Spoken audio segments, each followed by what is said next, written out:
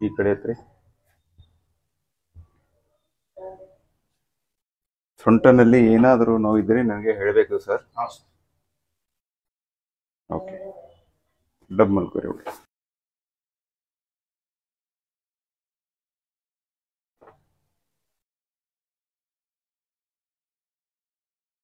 ಗೊತ್ತಿದ ಕಡೆ ಪೇನ್ ಇಲ್ಲ ಇಲ್ಲಿ. ಈ ಸೈಡ್ ನೋಡಿ. ಇಲ್ಲಿ ಇಲ್ಲಿ ನೋಡಿ. ಇಲ್ಲ, ನಿಂತಾಗ ಇಲ್ಲೇ ಇರುತ್ತೆ ಅಲ್ಲ. ಈ ಸೈಡ್ ಇಲ್ಲಿಂದ ಕೆಳಗಡೆ ಬರುತ್ತೆ. ಓಕೆ, ಎದ್ದೇಳಿ ಸರ್.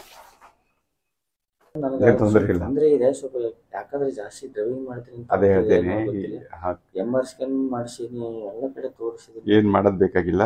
ಈಗ ಸದ್ಯಕ್ಕೆ ಮಾಡಿಸಿದ್ರಿ ಅಷ್ಟೇ ಸಾಕು. ನೀವು ಎಲ್ಲಿವರೆಗೆ ಇದು ಹೊಟ್ಟೆ ಒಳಗೆ ತಗೊಳ್ಳಲ್ಲ ಅಲ್ಲಿವರೆಗೆ ಪರಿಹಾರ ಸಿಗಲ್ಲ. ಅದು ತಲೆಗೆ ಇಟ್ಬೇಕು. ನಿಮಗೂ ಒಂದೊಂದ್ ಸರ್ತಿ ಬರ್ತಿರ್ಬೋದು ತಲೆಗ ಹೊಟ್ಟೆ ಸಲುವಾಗಿ.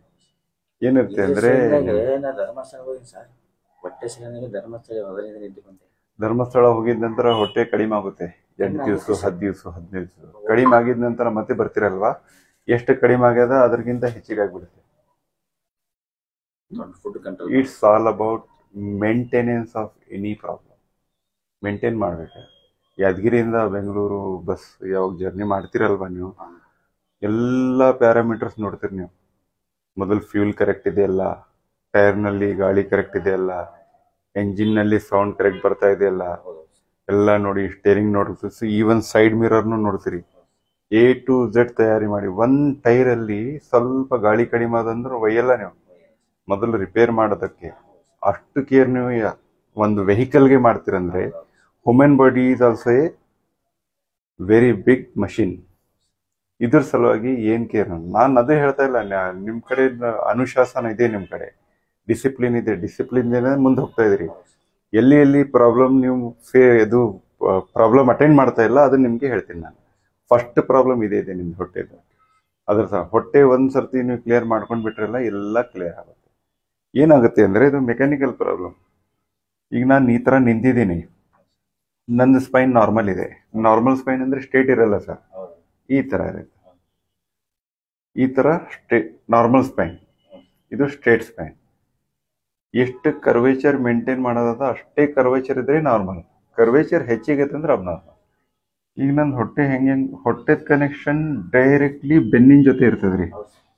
ಇದು ಬೆನ್ನಿದೆ, ಇದು ಹೊಟ್ಟೆ ಇದೆ.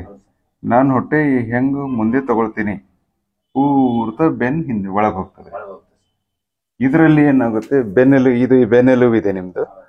ಇಷ್ಟು ಗ್ಯಾಪ್ ನಾರ್ಮಲಿ ಮೇಂಟೈನ್ ಆಗ್ಲೇಬೇಕು. ನಿಮ್ದು ಏನಾಗುತ್ತೆ, ಒಂದಕ್ಕೊಂದು ಬೋನ್ ಅಟ್ಯಾಚ್ ಆಗುತ್ತೆ.